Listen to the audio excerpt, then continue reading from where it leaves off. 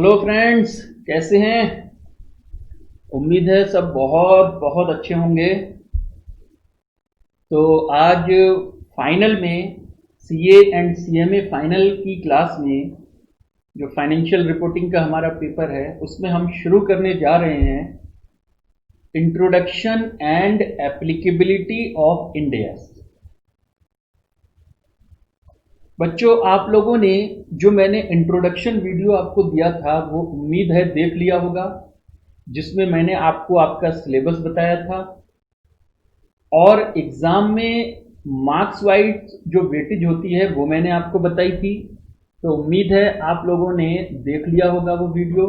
हम आज उसके आगे की कहानी अब शुरू करते हैं। उस वीडियो में मैंने आपको बताया था कि आपका 95% सिलेबस इंडेस बेस्ड है। ठीक है, तो उसी से आगे की हम कहानी शुरू करेंगे। आज इंडेस से शुरुआत करेंगे कि इंडेस क्या होते हैं, ठीक है, एप्लीकेबिलिटी इनकी क्या है, और फिर हम डिफरेंट डिफरेंट इंडेस पढ़ेंगे। ठीक है बेटा, चलिए पहले आज चैप्टर का नाम लिख लीजिए। चैप्टर का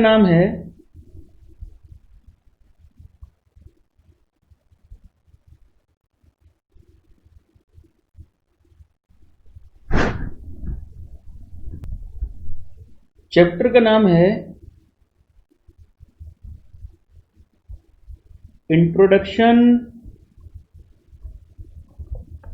एंड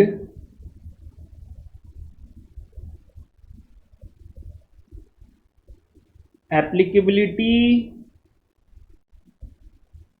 ऑफ इंडेस।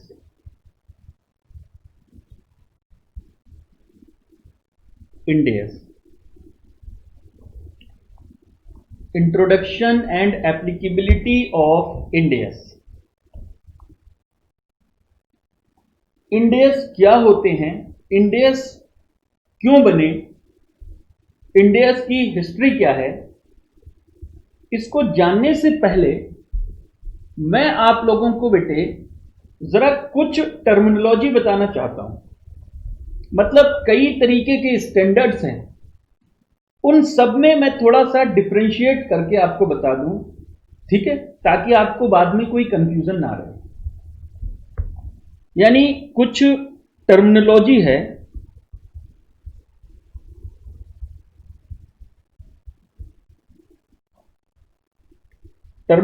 है, कुछ, ठीक है बेटा। वो क्या है, आइए जरा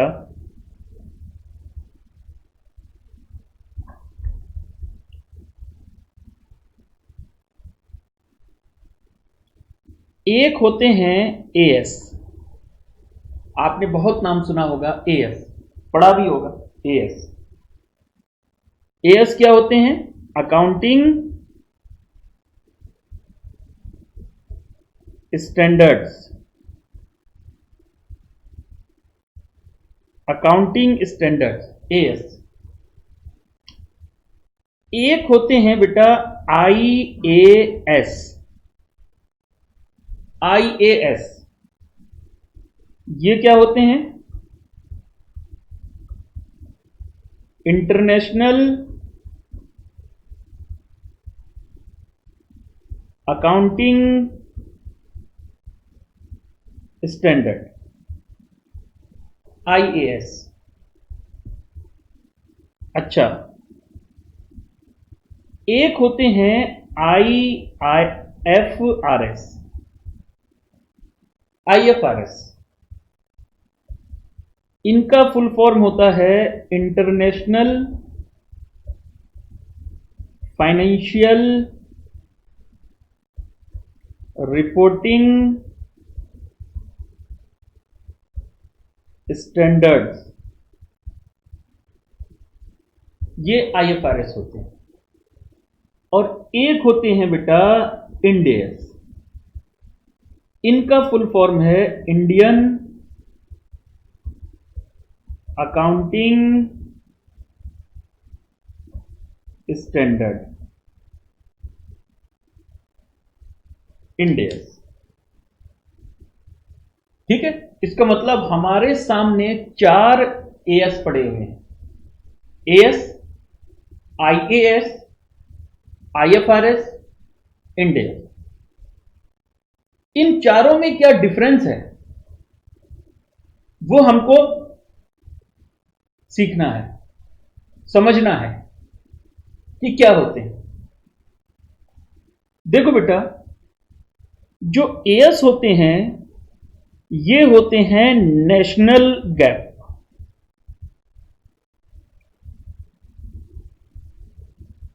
नेशनल गैप का मतलब national generally accepted accounting principle. किसी भी कंट्री के जो अकाउंटिंग स्टैंडर्ड होते हैं उसको हम नेशनल गैप बोलते हैं, उसको हम लोकल गैप भी बोलते हैं। जैसे यूएसए में यूएस गैप चलते हैं, इंडिया में इंडियन गैप चलते हैं, यानी इंडिया में जो अकाउंटिंग स्टैंडर्ड है उसको हम बोलते हैं इंडियन गैप या नेशनल गैप।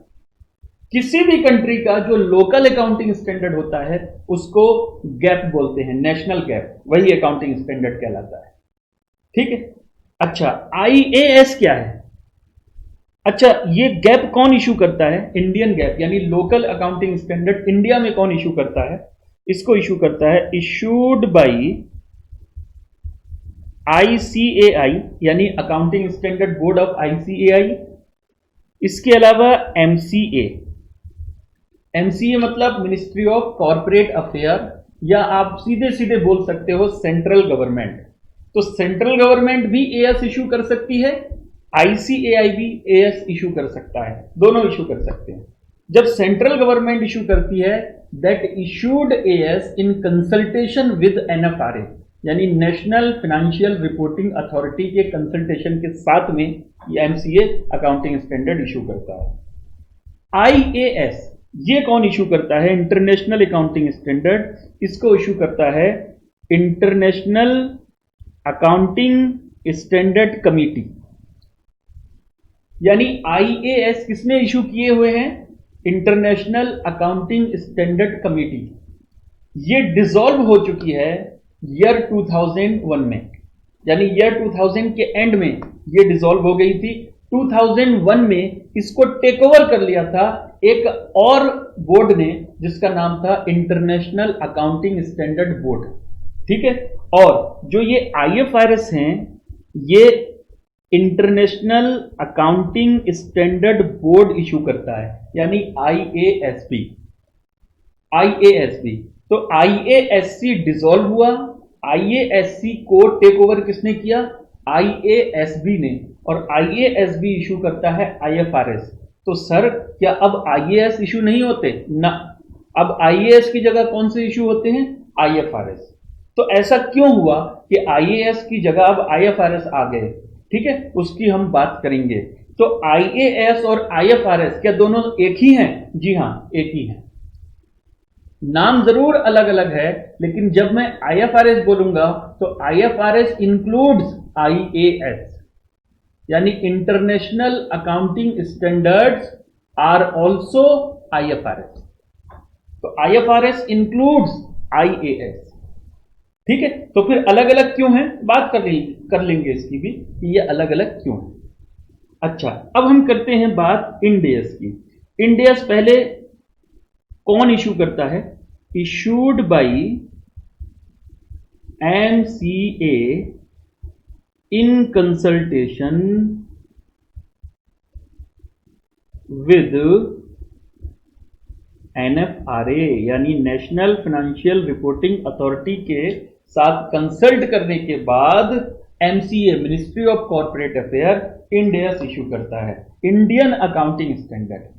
अच्छा सर, अभी आपने बताया था कि ये जो एएस हैं ये भी इंडिया के अकाउंटिंग स्टैंडर्ड हैं, जिसको आपने इंडियन गैप बोला था, और ये आप बोल रहे हो इंडियन अकाउंटिंग स्टैंडर्ड। तो इन दोनों में क्या डिफरेंस है? क्या ये दोनों एक ही हैं या इनमें डिफरेंस है? बेटा इन दोनों में बहुत डिफरेंस है, बहुत ज्यादा डिफरेंस है। क्या डिफरेंस है? बेटा हमारी कंट्री में आप लोगों ने सुना होगा कि आईएफआरएस अप्लाई होने लगे हैं। आईएफआरएस मतलब ये जो फाइनेंशियल रिपोर्टिंग स्टैंडर्ड है, इंटरनेशनल फाइनेंशियल रिपोर्टिंग स्टैंडर्ड, वो हमारे यहां अप्लाई होने लगे हैं। तो जब हम बोलते हैं ना कि आईएफआरएस अप्लाई होने लगे हैं, तो वो आईएफआरएस अप्लाई नहीं हो रहे हैं, वो इंड एस अप्लाई हुए हैं।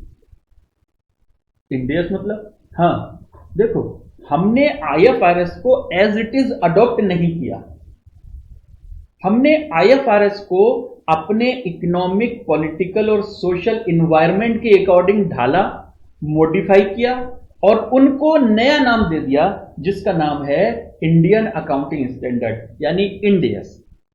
तो Ind AS are Indian version of IFRS.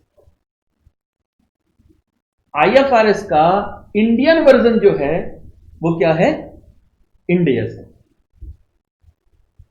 हमें इंटरनेशनल फाइनेंशियल रिपोर्टिंग स्टैंडर्ड को अपनी कंट्री में अप्लाई करना था, हमने एज इट इज उठाकर उनको अप्लाई नहीं किया, हमने उसको अडॉप्ट नहीं किया, हमने उसको कन्वर्ज किया।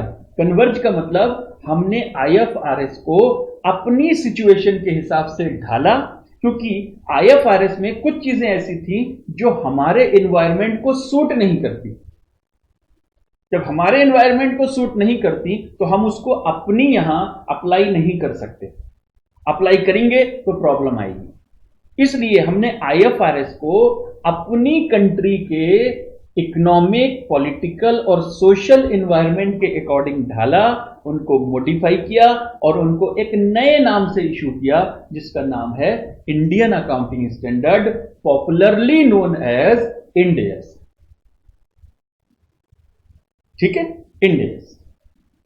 अच्छा सर, जब हमारी कंट्री में अकाउंटिंग स्टैंडर्ड हैं तो हमें ये आईएफआरएस अडॉप्ट करने की जरूरत क्या पड़ी? हमने आईएफआरएस अपनी कंट्री में अप्लाई क्यों करने हैं? जब आईएफआरएस अप्लाई करते ही नहीं तो हमें इंड एस बनाने की जरूरत ही नहीं पड़ती। जब हमारी कंट्री में भी एएस है तो क्यों हम आईएफआरएस की तरफ गए? तो उसके पीछे बेटा एक कहानी है। ठीक है, मैं अभी उसके पीछे पूरी हिस्ट्री आपको बताऊंगा कि ये आईएफआरएस क्यों आए, इंड एस क्यों बनी, ये पूरी कहानी मैं आपको बताने वाला हूं। तो आपको इन चारों में डिफरेंस समझ में आ गया ना? तो बेटा एक होते हैं एएस, एक आईएएस और आईएफआरएस, मतलब इन दोनों को मिलाकर मैं बोल सकता हूं आईएफआरएस। यानी IAS and IFRS both are called IFRS. ठीक है, तो आईएफआरएस और फिर इंड एस।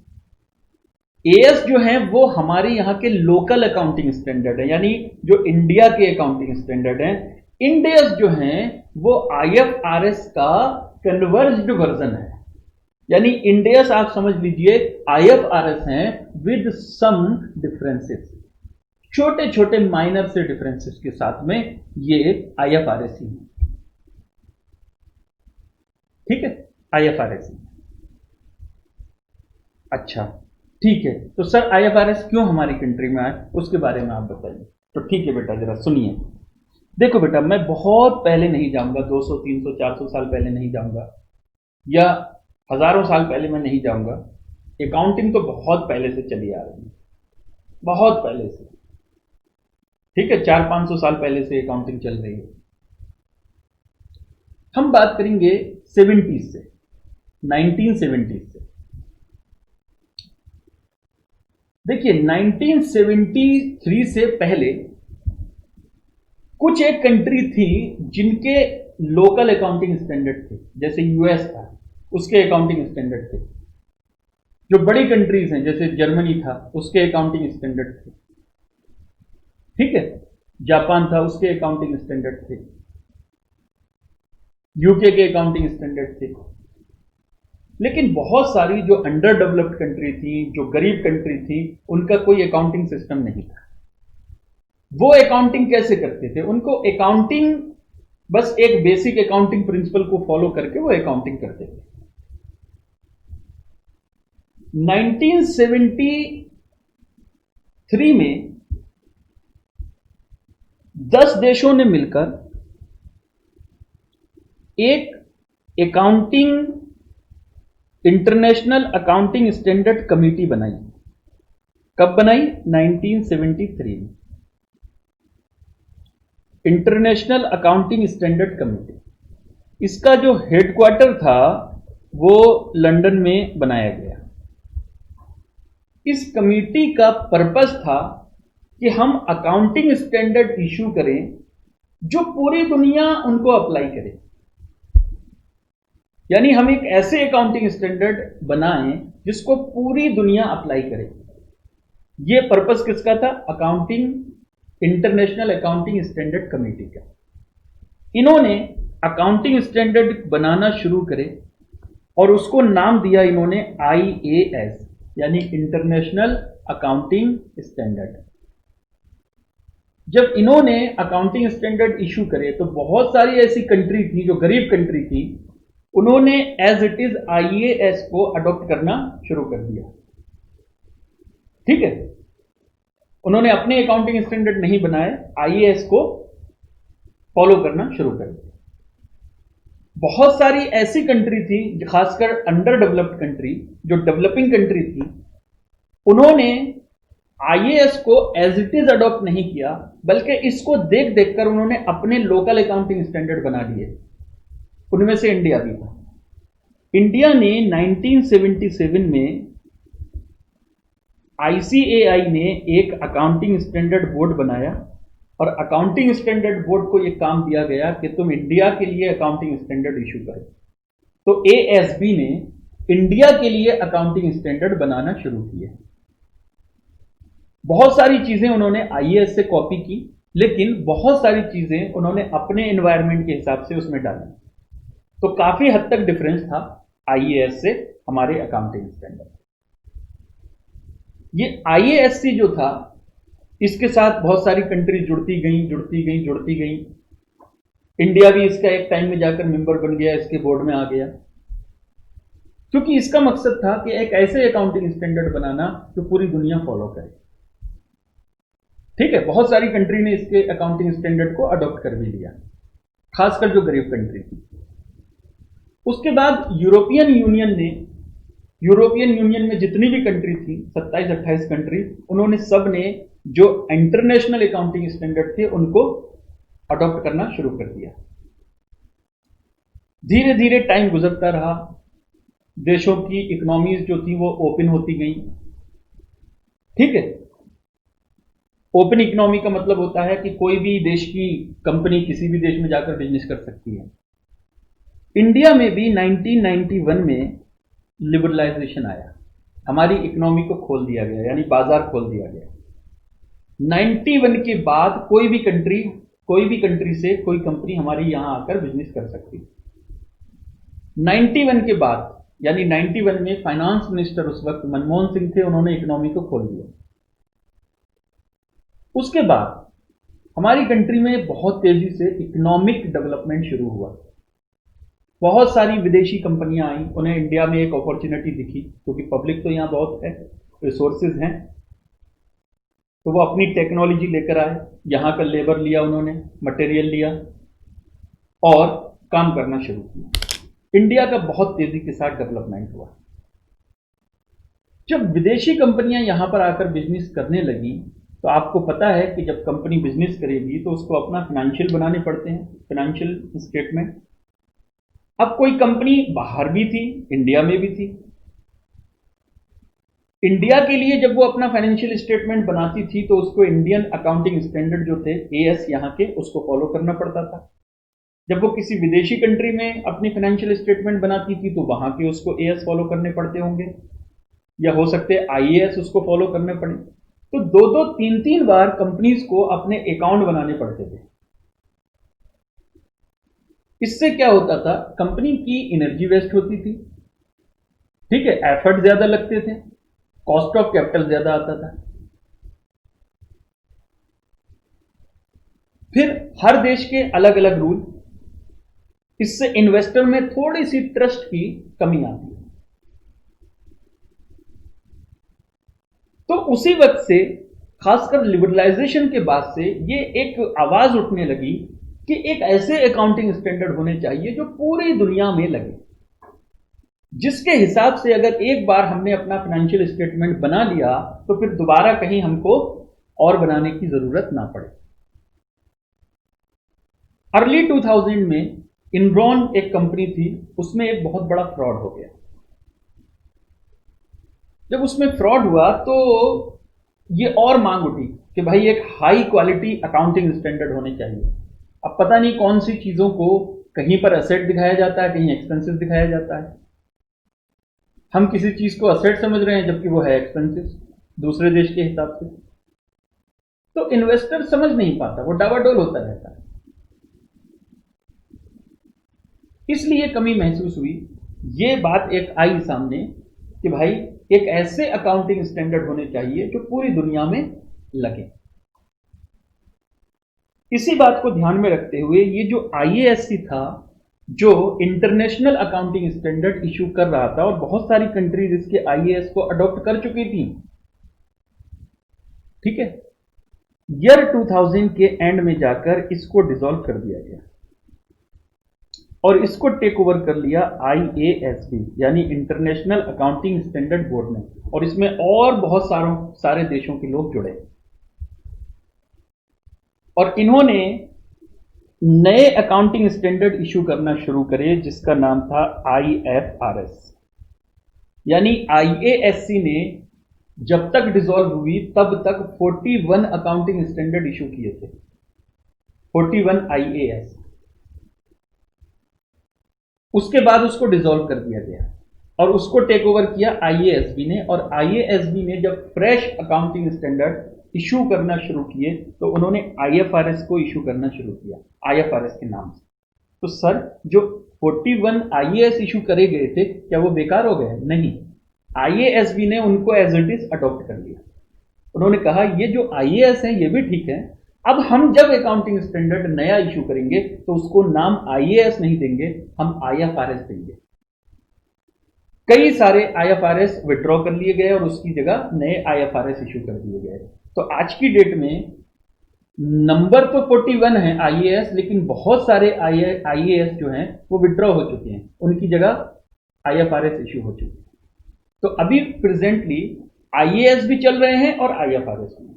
धीरे धीरे कर कर आईएएस विड्रॉ होते रहेंगे और उनकी जगह नए नए आईएफआरएस इशू होते रहेंगे, ठीक है। तो आईएएस भी और आईएफआरएस भी दोनों ही इंटरनेशनल फाइनेंशियल रिपोर्टिंग स्टैंडर्ड है। जो आईएएससी ने इशू किए थे उसको नाम दिया गया आईएएस, और जो आईएएसबी ने इशू किए हैं उसको नाम दिया गया है आईएफआरएस। आईएएसबी 2001 में इसने काम शुरू करा और इसकी कोशिश यही थी कि जो ये हम आईएफआरएस हैं हमारे, ये पूरी दुनिया इसको अप्लाई करे, ठीक है। यूरोपियन कंट्री ने तो लगभग इसको अडॉप्ट कर लिया। बहुत सारी और कंट्री हैं जैसे पाकिस्तान है, ऑस्ट्रेलिया है, न्यूजीलैंड है, सबने, फ्रांस है, सबने अडॉप्ट कर लिया आईएफआरएस एज इट, ठीक है। इंडिया में भी ईयर 2006 में सीए इंस्टीट्यूट ने, जो उसकी काउंसिल मीटिंग थी, उसमें उन्होंने कहा कि नाउ अब टाइम आ गया है कि हमको भी मूव करना चाहिए आईएफआरएस की तरफ। ईयर 2007-8 में पूरी दुनिया में एक आर्थिक मंदी आई जिसमें अमेरिका में कई सारी बैंकों का इंसॉल्वेंसी हुआ, लेमन ब्रदर्स वगैरह, ठीक है।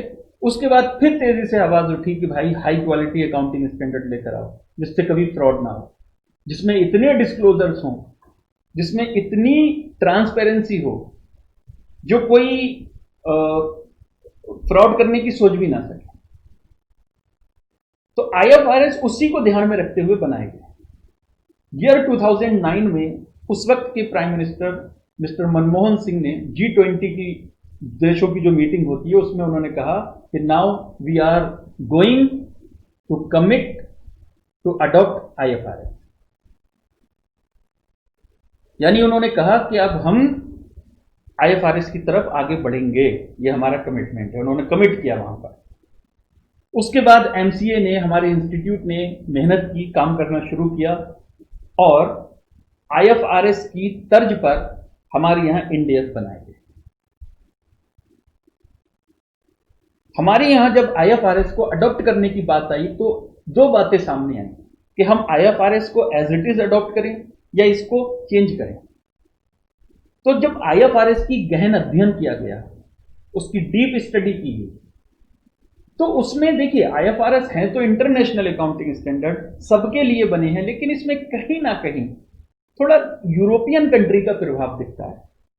और यूरोपियन कंट्रीज जो हैं उनके कल्चर में और इंडिया के कल्चर में बहुत ज्यादा अंतर है। तो इंडिया ने कहा देखो आईएफआरएस को हम अडॉप्ट तो करेंगे, उसको फॉलो करेंगे, अप्लाई करेंगे अपनी कंट्री में, लेकिन कुछ चीजें जो हमारे यहां फिट नहीं बैठती, हमारे एनवायरनमेंट में सूट नहीं करती, उसको हम छोड़ देंगे। तो हमने आईएफआरएस को मॉडिफाई किया, आईएफआरएस को इंडियन कल्चर, इंडियन एनवायरनमेंट के हिसाब से ढाला और उसको नए नाम से हमने अकाउंटिंग स्टैंडर्ड इशू करे जिसका नाम है इंड एस। तो Ind AS are accounting standard which are issued in parity of IFRS, यानी आईएफआरएस के बराबर हैं वो, लेकिन विद मिनिमल चेंजेस, कुछ चेंजेस के साथ में। कुछ मेजर चेंजेस हैं जिसको हमने नाम दिया कार्व आउट। ठीक है, कार्व आउट का मतलब जो आईएफआरएस और इंड एस में जो चेंजेस हैं, डिफरेंस है, उसको हम कार्व आउट बोलते हैं। और एक जो छोटी मोटी चेंजेस हैं, ठीक है, वो बहुत माइनर से चेंजेस है, उसको कार्व आउट नहीं बोलते। कार्व आउट का मतलब होता है जो बड़ी चेंजेस होती है। ठीक है, तो इंड एस बनाए गए। पहले इसका डेट रखा गया था 1/4/2011। 1/4/2011 से इंड एस इंडिया में अप्लाई हो जाएंगे, यानी आईएफआरएस इंडिया में अप्लाई हो जाएंगे, ऐसा माना जा रहा है। लेकिन कुछ टैक्सेशन इश्यूज थे, कुछ पॉलिटिकल कंपल्शन थी, कुछ कॉरपोरेट्स का प्रेशर था गवर्नमेंट के ऊपर, जिसकी वजह से 1/4/2011 को हमारी कंट्री में आईएफआरएस लागू नहीं हुई। जो बिजनेस कम्युनिटी थी जैसे फिक्की, सीआईआई, उस वक्त उन्होंने इसका विरोध किया कि अभी कॉरपोरेट तैयार नहीं है आईएफआरएस को अप्लाई करने के लिए। जो हमारे यहाँ पीएसी है, पब्लिक अकाउंट कमेटी, उसके चेयरमैन थे उस वक्त मुरली मनोहर जोशी। उन्होंने भी गवर्नमेंट को लेटर लिखा नवंबर 2010 में कि आईएफआरएस को डेफर किया जाए कम से कम 2 साल, अभी हम तैयार नहीं हैं आईएफआरएस को अडॉप्ट करने के लिए। तो गवर्नमेंट ने 1/4/2011 की जो डेट थी उसको बढ़ाकर 1/4/2012 कर दिया, लेकिन 1/4/2012 को भी आईएफआरएस अप्लाई नहीं हो पाया। फिर गवर्नमेंट ने उसको डेफर कर दिया टिल फर्दर नोटिफिकेशन। उसके बाद कोई डेट नहीं दी उन्होंने कहा देखेंगे, बाद को नोटिफिकेशन देंगे कि कब अप्लाई होंगे। ईयर 2014 में हमारी कंट्री में गवर्नमेंट चेंज हो गई। जुलाई 2014 में उस वक्त के finance minister late mister Arun Jaitley ने अपनी पहली बजट स्पीच में बोला कि नाउ जरूरी है कि हम आईएफआरएस को अप्लाई करें, इंड एस अप्लाई करें अपनी कंट्री में। और उनकी स्पीच के बाद फिर एमसीए ने एक रोड मैप तैयार किया कि कब से हमारी कंट्री में आईएफआरएस लागू होंगे, और पूरा एक रोड मैप उन्होंने बना कर दिया कि कब से आईएफआरएस अप्लाई होंगे। जो रोड मैप 16 फरवरी 2015 को अनाउंसमेंट हुई, companies Indian accounting standard rule 2015 बनाए गए और उसमें एक रोड मैप बताया गया कि कब कब कंपनी इंड एस को अप्लाई करेगी। 1/4/2015 से वॉलंटरी अडॉप्शन के लिए बोला गया कि जो कंपनी चाहे, और कंपनी का यहां मतलब है other than NBFC, banking and insurance company, ठीक है, उनकी बात हम बाद में करेंगे, अलग करेंगे। NBFC, banking company, insurance company, इनकी बात हम बाद में करेंगे। जो बाकी कंपनी थी उनको बोला गया कि 1/4/2015 से आप वॉलंटरी अडॉप्शन, वॉलंटरी अप्लाई कर सकते हो आईएफआरएस इंड एस को, ठीक है, जो कंपनी चाहे 1/4/2015 के बाद वॉलंटरी अडॉप्शन कर सकती है। आज भी कोई कंपनी अगर चाहे उसको आईएफआरएस अप्लाई करने हैं, इंड एस अप्लाई करने, अच्छा आईएफआरएस में बोलूं तो समझ लेना इंड एस, ठीक है बेटा, आईएफआरएस बोलने का मेरा मतलब है इंड एस। तो अगर कोई कंपनी चाहती है आज भी इंड एस अप्लाई करना तो वॉलंटरी कर सकती है, भले ही उसके ऊपर वो एप्लीकेबल नहीं है। लेकिन हाँ एक बात है, एक बार अगर आपने इंड एस अप्लाई कर लिए उसके बाद फिर वापस नहीं आ सकती। ये बात ध्यान रखना। यानी वॉलेंट्री अडॉप्शन तो है लेकिन फिर वापसी नहीं है। यानी एक तरफ रोड वन वे ट्रैफिक है, ये जाने का रास्ता है लेकिन वापस आने का रास्ता नहीं है। तो 1/4/15 से वॉलंटरी अडॉप्शन के लिए बोला गया। उसके बाद 1/4/2016 से मैंडेटरी फेज 1 आया कुछ कंपनीज के लिए, फिर 1/4/2017 से मैंडेटरी फेज 2 आया। ठीक है, तो दो स्टेजेस में, दो फेजेस में IFRS अप्लाई हो चुके हैं हमारी कंट्री के अंदर। कुछ कंपनी के लिए 1/4/16 से अप्लाई हो चुके हैं और कुछ कंपनीज के लिए 1/4/2017 से अप्लाई हो चुके हैं। जो NBFC हैं उनके ऊपर भी अप्लाई हो चुके हैं। कुछ NBFC के ऊपर 1/4/2018 से और कुछ NBFC के ऊपर 1/4/2019 से अप्लाई हो चुके हैं। बैंकिंग कंपनी और इंश्योरेंस कंपनी, बैंकिंग के लिए पहले रोड मैप जो बताया गया था वो था 2018 और 19 से, लेकिन अब उसको आगे बढ़ा दिया गया है विद फर्दर नोटिफिकेशन। RBI ने कहा है कि आगे नोटिफिकेशन देकर बताएंगे कि कब अप्लाई होंगे। तो बैंकिंग के ऊपर अभी तक नहीं हुए हैं, इंश्योरेंस के ऊपर भी अभी तक नहीं हुए। तो इन दोनों कंपनीज के ऊपर अभी तक IFRS एप्लीकेबल नहीं हुए, यानी इंड एस एप्लीकेबल नहीं हुए। ठीक है, तो हम बात करेंगे एप्लीकेबिलिटी की कि कौन सी ऐसी कंपनी है जो प्रेजेंटली इंडिया में IFRS फॉलो कर रही हैं।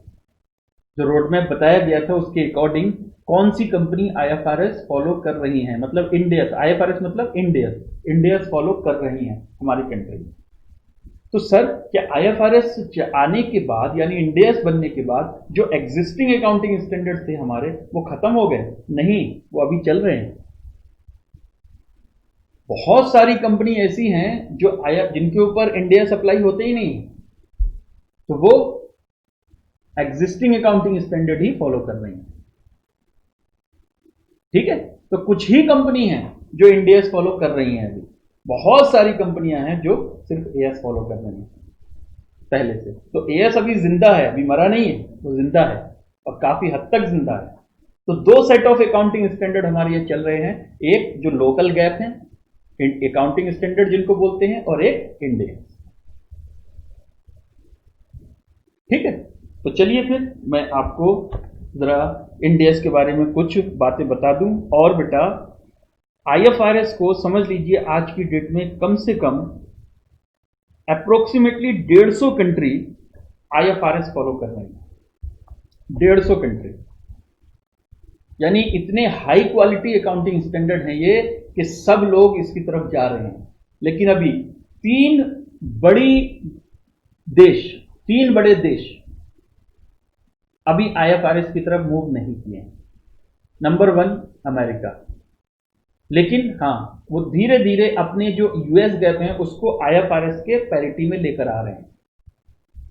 उनके यहाँ US गैप चलते हैं तो वो अभी वही चल रहे हैं, लेकिन वो लेकर आ रहे हैं। उन्होंने कमिट किया है कि हम अपने US गैप को IFRS के पैरिटी में लेकर आ जाएंगे, तो वहां भी IFRS हो जाएंगे। दूसरा जापान और चाइना, ये 3 कंट्री हैं जिन्होंने अभी IFRS को अडॉप्ट नहीं किया है। तो ये बड़ी इकोनॉमी है, खैर देर सवेर ये भी आ जाएंगे। 150 कंट्री प्रेजेंटली फॉलो कर रही हैं इंक्लूडिंग इंडिया। ठीक है, तो बहुत क्वालिटी अकाउंटिंग स्टैंडर्ड है। और बेटा आप लोगों के लिए this is future for you, यानी आपको आगे जब बड़ी बड़ी कंपनीज में आप जाओगे या आप प्रैक्टिस भी करोगे तो बड़ी कंपनीज की अगर आप ऑडिटिंग करोगे तो आपको IFRS जानना चाहिए, इंडियस आपको पता होनी चाहिए। तो आपके लिए एक बहुत जबरदस्त अपॉर्चुनिटी है, कैरियर अपॉर्चुनिटी इन इंडियस, जो आप बना सकते हो। ठीक है, तो चलिए शुरू करते हैं। इंडियस पॉइंट नंबर 1 लिखिए, Ind AS are accounting standards which are issued by MCA, यानी आप सेंट्रल गवर्नमेंट भी बोल सकते हो, in consultation with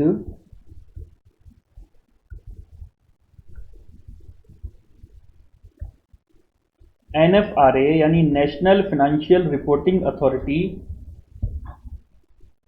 in parity with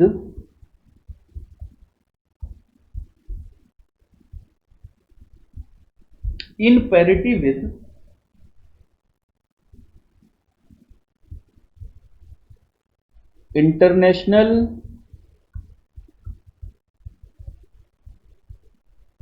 financial reporting standards यानी IFRS एंड IAS यानी international accounting standard under companies Indian accounting standards rules 2015। ठीक है जी, मतलब ये वो अकाउंटिंग स्टैंडर्ड हैं which are issued in parity with IFRS and IAS। ठीक, अच्छा, अब देखिए IFRS में दो हैं, एक IAS और एक IFRS। IAS किसने इशू करे थे? IASC ने, इंटरनेशनल अकाउंटिंग स्टैंडर्ड कमिटी ने। तो जब इन्होंने इशू करे थे तो इस तरीके से IAS 1, IAS 2, IAS 3, IAS 4, IAS 5 इस तरीके से इशू किए गए थे। इसी तरीके से जब IFRS इशू करे IASB ने, उसने भी इसी तरीके से इशू करे IFRS 1, IFRS 2, IFRS 3, IFRS 4, यानी अब तक टोटल मिलाकर 17 IFRS इशू हो चुके हैं, 17। ठीक है, जिसमें से IFRS 17 जो है वो अभी एप्लीकेबल नहीं हुआ है, वो 2022 से एप्लीकेबल होगा। बाकी 16 IFRS एप्लीकेबल हो चुके हैं।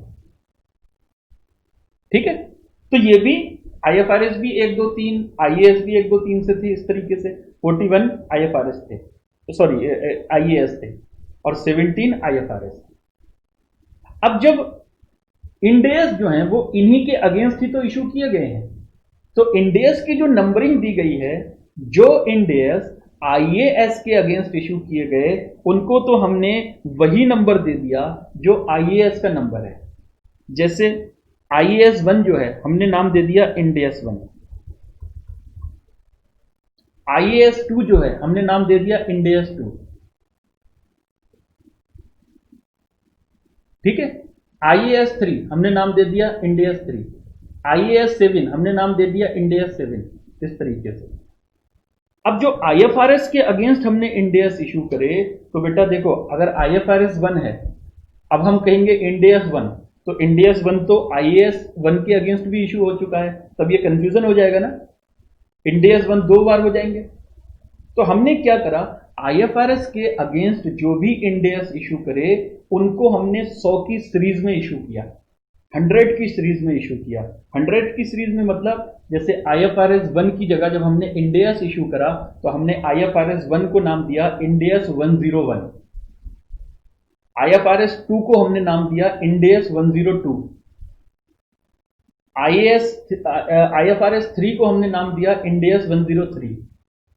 यानी IAS के अगेंस्ट जब हमने इंडेस इशू करा तो वही नंबर दिया जो IAS का नंबर है, लेकिन जब IFRS के अगेंस्ट हमने इंडेस इशू करे तो 100 की सीरीज में इशू करा, नंबर वही रहा लेकिन पीछे 100 लगा हुआ था। IFRS 1 101, इंडेस 101, IFRS 2 इंडेस 102, IFRS 3 इंडेस 103। समझ में आ गया? तो IAS और IFRS दोनों ही इंटरनेशनल अकाउंटिंग स्टैंडर्ड हैं, दोनों के अगेंस्ट हमने इंडेस इशू करे हैं। तो नंबरिंग जो हमने दी है IAS के अगेंस्ट जो नंबरिंग दी है वो वही नंबर है जो IAS का नंबर है, वही इंडेस का नंबर है। अगर IAS 41 है तो इंडेस 41 है।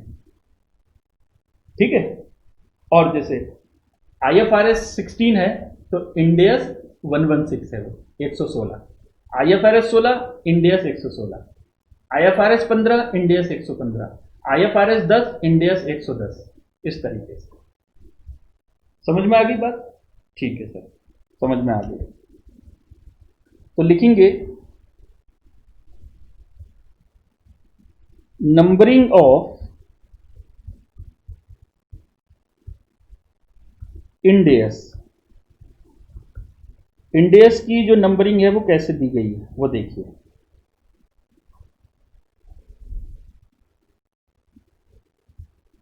Indians issued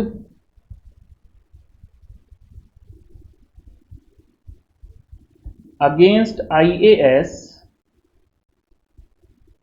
are given same number।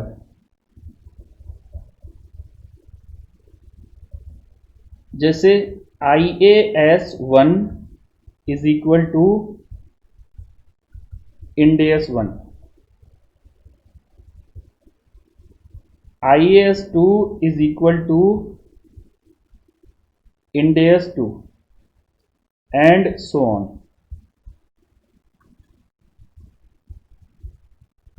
so on।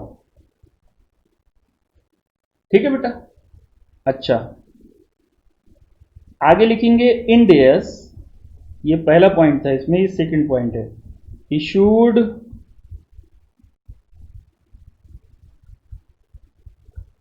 Against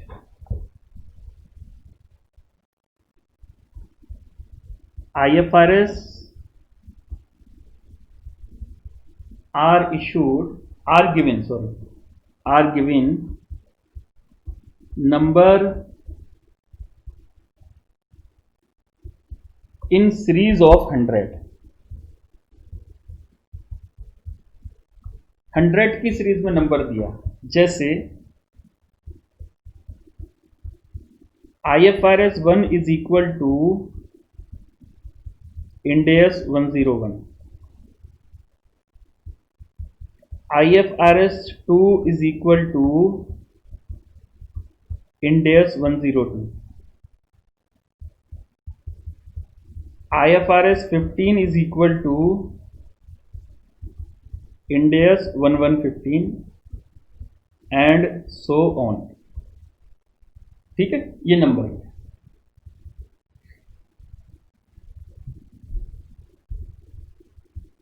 बोलो बेटे, ये नंबर है। चलिए अब हम बात करेंगे एप्लीकेबिलिटी। एप्लीकेबिलिटी की बात करेंगे कि इंडियस की एप्लीकेबिलिटी इंडिया में कब से हुई है। तो हेडिंग डालेंगे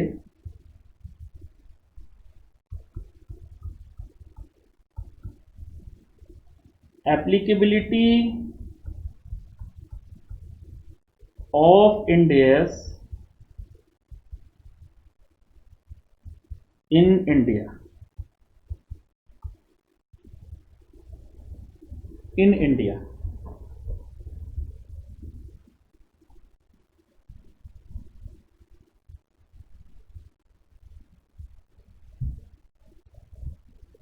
लिखिए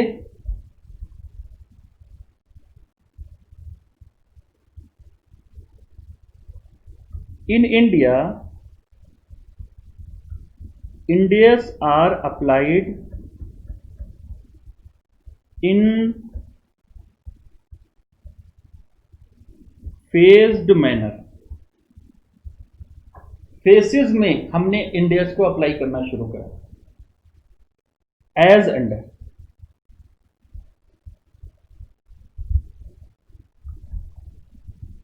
नंबर 1, वॉलंटरी अडॉप्शन। अच्छा, पहले एक चीज यहां लिखेंगे,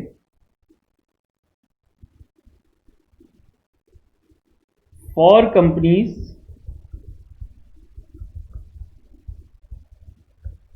other than NBFC, banking and insurance companies.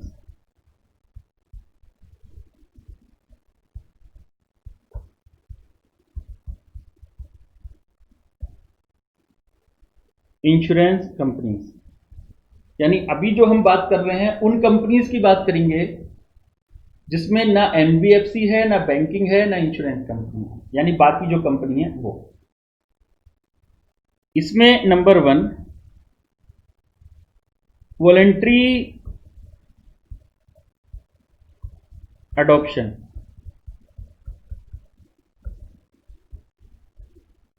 With effect from 1/4/2015 and onward,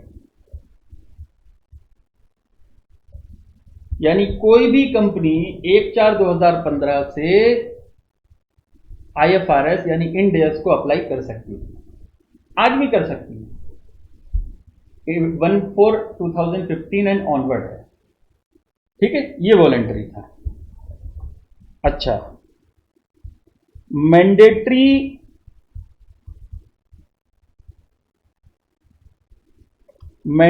face 1,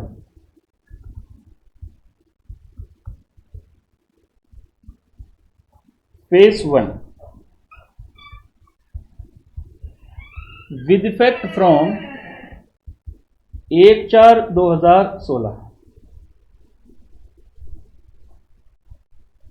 1/4/2016। अब देखिए 1/4/2016, आज की डेट में तो हम 2020 में हैं, तो खड़ा ये निकल चुका है, ठीक है, 1/4/2016 निकल चुका है। तो कौन सी ऐसी कंपनी थी जो इंड एस 1/4/2016 से ही अडॉप्ट कर रही हैं, ठीक है। तो देखिए following companies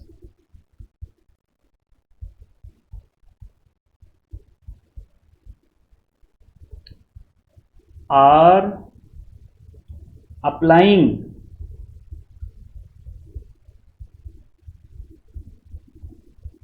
end AS with effect from 1/4/2016। तो कौन सी कंपनी है जो अप्लाई कर रही हैं इंड एस 1/4/2016 से? Number 1, all listed and unlisted companies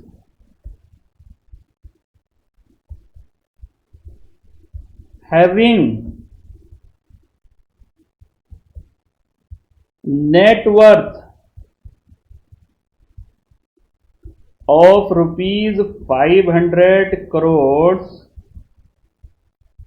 और मोर, यानी सारी कंपनी चाहे लिस्टेड हो या अनलिस्टेड हो, अगर उनका नेटवर्थ 500 करोड़ या उससे ज्यादा है तो 1/4/2016 से उनके ऊपर इंड एस अप्लाई हो जाएंगे। यानी कंपनी चाहे लिस्टेड हो चाहे अनलिस्टेड हो, अगर उसका नेटवर्थ 500 करोड़ या उससे ज्यादा है तो उसके ऊपर इंड एस एप्लीकेबल हो चुके हैं। कब? 1/4/2016 को।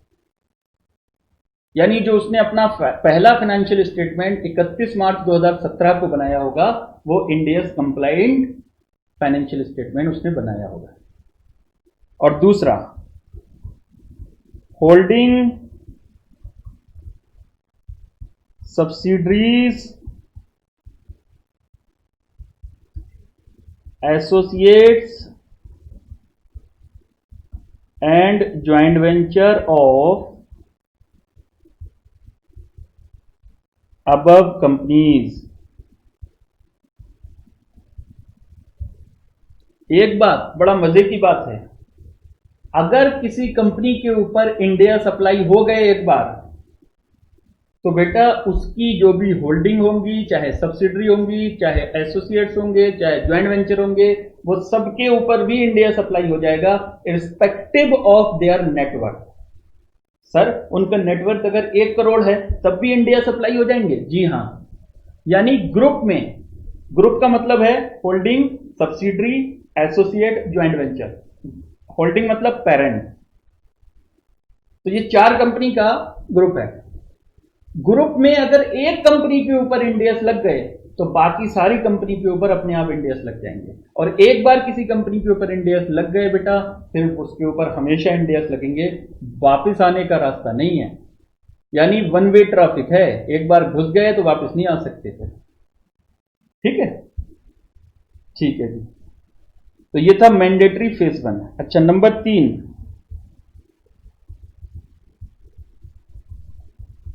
मैंडेटरी फेज 2, और ये है बेटा 1/4/2017।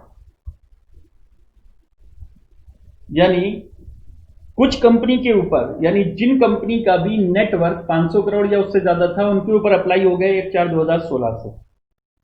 अच्छा, कुछ कंपनी 1/4/2017 से उनके ऊपर अप्लाई हुआ, यानी आज की डेट में वो कंपनी इंडिया सप्लाई कर रही होंगी। कौन? Following companies are applying Ind AS with effect from 1/4/2017। कौन कौन सी? Number 1, all companies which are listed or in process of listing on any recognized stock exchange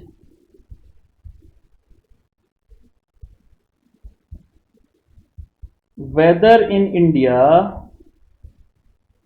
or outside India।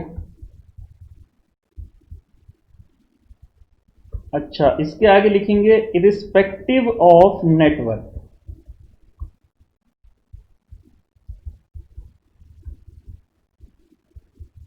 Irrespective of network, यानी 1/4/2017 से सारी लिस्टेड कंपनी के ऊपर India supply हो गए होंगे। सारी लिस्टेड कंपनी, यानी 1/4/2016 को उन लिस्टेड कंपनी के ऊपर हुए थे जिन लिस्टेड कंपनी का नेटवर्थ 500 करोड़ या उससे ज्यादा था। लेकिन 1/4/2017 से सारी listed company respective of their network. और लिस्टिंग के जो प्रोसेस में है, मतलब जो लिस्ट होने वाली है, सर कैसे पता चलेगा लिस्ट होने वाली है? रेजोल्यूशन पास कर चुकी है board of director, documentation file हो चुके हैं लिस्टिंग के लिए, तो इसको बोलेंगे लिस्टिंग के प्रोसेस में है किसी भी रिकॉग्नाइज्ड स्टॉक एक्सचेंज में। ठीक है, हाँ, जो कंपनी एसएमई एक्सचेंज में लिस्टेड हैं उनके ऊपर इंडियस अप्लाई नहीं होंगे। एसएमई जो स्मॉल एंड मीडियम इंटरप्राइज जो एक्सचेंज होता है, यानी जो छोटी कंपनियों के लिए जो एक्सचेंज है, अगर उसमें लिस्टेड हैं तो उसके ऊपर इंडिया सप्लाई नहीं होंगे। जो बाकी लिस्टेड कंपनी, जिसको मेन तौर पर लिस्टिंग बोलते हैं, उन सारी लिस्टेड कंपनीज के ऊपर इंडिया सप्लाई हो गए हैं। कब से? 1/4/17 से। अच्छा, नंबर 2, ऑल अनलिस्टेड कंपनीज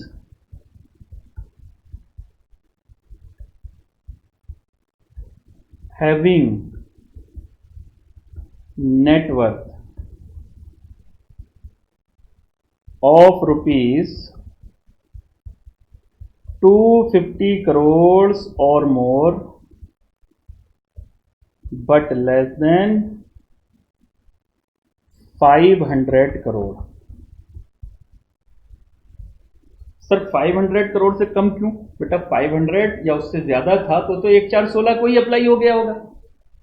अब 500 करोड़ से नीचे लेकिन 250 करोड़ या उससे ज्यादा है अनलिस्टेड के लिए।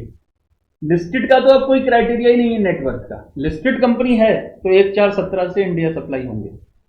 अनलिस्टेड के ऊपर नेटवर्थ अगर 250 करोड़ या उससे ज्यादा है तभी अप्लाई होंगे 1/4/17।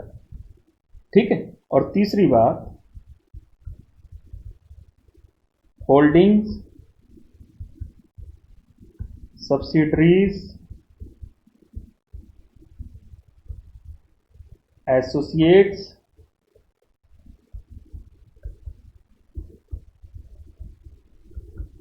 and and joint venture of above companies. above companies, ठीक है बेटा, above companies। तो मैंडेटरी फेज 1 1/4/2016 लिस्टेड कंपनी हो या अनलिस्टेड हो, जिसका नेटवर्थ 500 करोड़ या उससे ज्यादा अप्लाई हो जाएगा, और उसकी holding subsidiary associate joint venture.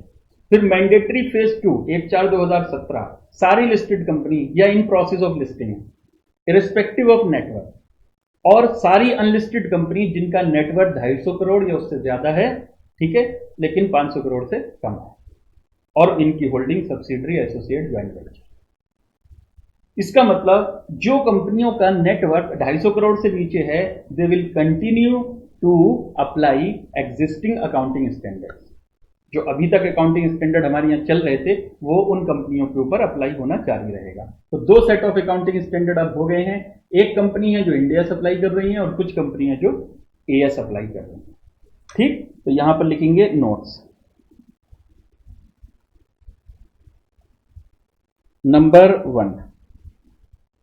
Number 1 में लिखेंगे companies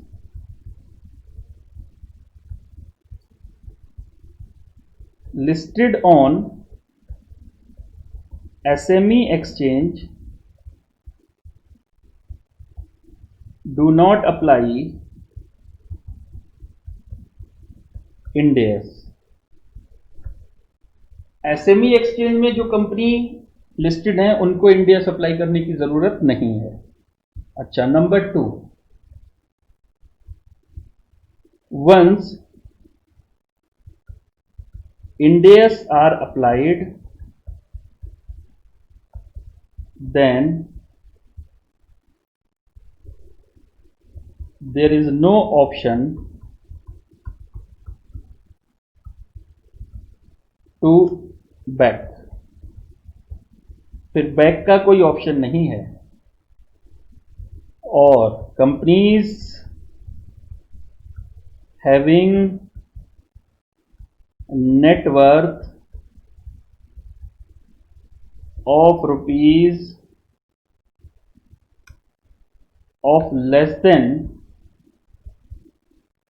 rupees 250 crores will continue to apply existing AS। अच्छा, एग्जिस्टिंग एएस जो है ना, वो भी रिवाइज हो गए हैं, बस अभी नोटिफिकेशन नहीं आया है, लेकिन वो भी रिवाइज हो चुके हैं, और आईएफआरएस यानी इंड एस की तरह ही बन गए हैं वो भी लगभग। ठीक है, will continue to apply existing AS. ठीक है बेटा, तो ये थे उन कंपनीज के ऊपर इंड एस का application other than NBFC, banking and insurance company.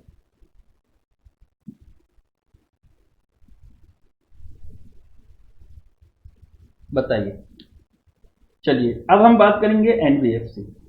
तो मैं तो बेटा यहीं पर आप लोगों को तो लिखना पड़ेगा, लेकिन मैं इसी में चेंज कर दूंगा, यानी ये है मेरा सेकंड पार्ट। आप यहां पर सेकंड पार्ट से शुरू करेंगे। फॉर एनबीएफसीज,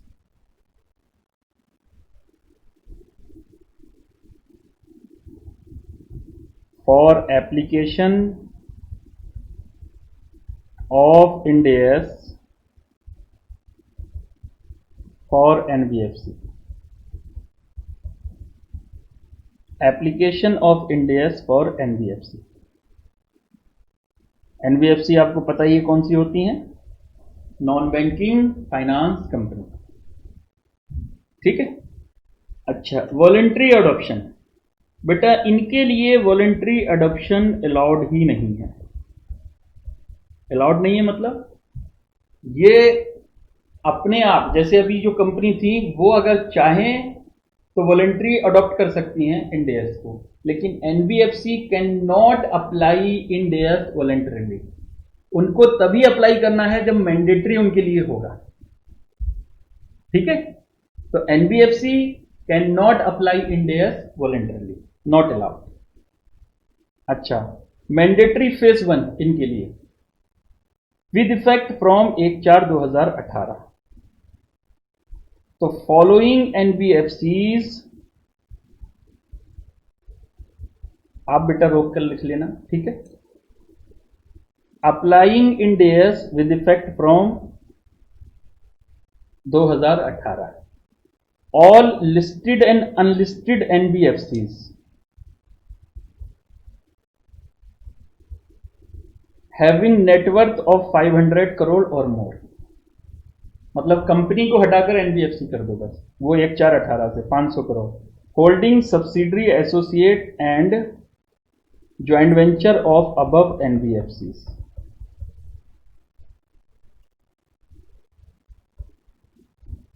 ठीक है, ये हो गया। अच्छा, mandatory phase 2 1/4/2019, following NBFCs are applying Ind AS all NBFCs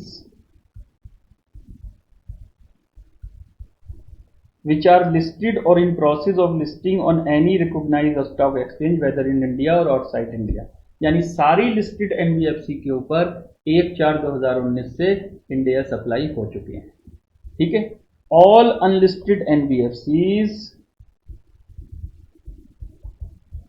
having net worth of 250 crore or more but less than 500 crore और holding subsidiary।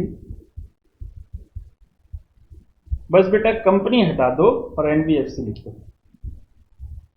तो वो एनबीएफसी जिनका नेटवर्थ 500 करोड़ या उससे ज्यादा है, चाहे वो लिस्टेड हो या अनलिस्टेड हो, उनके ऊपर इंड एस अप्लाई हो गए हैं 1/4/2018 से, और उनकी holding subsidiary joint venture associate. फिर वो एनबीएफसी जो लिस्टेड हैं रिस्पेक्टिव ऑफ नेटवर्थ, और वो अनलिस्टेड एनबीएफसी जिनका नेटवर्थ 250 करोड़ या उससे ज्यादा है, उनके ऊपर 1/4/2019 से अप्लाई हो चुके हैं इंड एस। ठीक है, ये एनबीएफसी के लिए रोड मैप था। वॉलंटरी उनके ऊपर उनको अलाउड नहीं। ठीक है, वॉलंटरी उनको अलाउड नहीं है।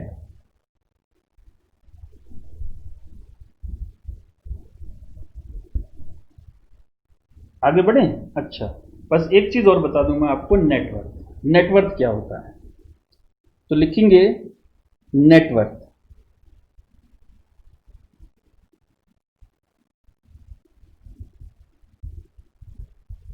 नेटवर्थ मींस, यानी नेटवर्थ जो 500 करोड़ 250 करोड़ की बात हो रही है, उसका मतलब क्या होता है?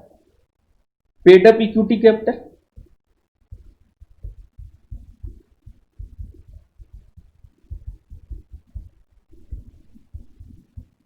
ठीक है बेटा, paid up equity capital, paid up preference share capital, ठीक है, security premium,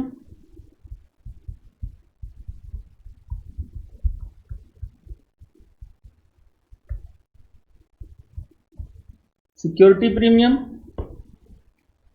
all free reserves,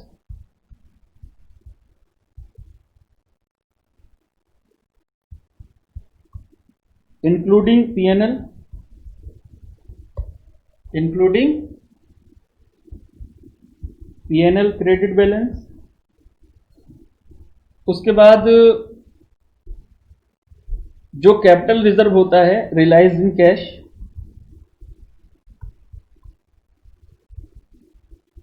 revaluation की वजह से नहीं, रिलाइज इन कैश। ठीक है बेटे, रिलाइज इन कैश जो होता है। अच्छा, माइनस पीएनएल का डेबिट बैलेंस अगर कोई है, कोई फिक्टिशियस असेट है,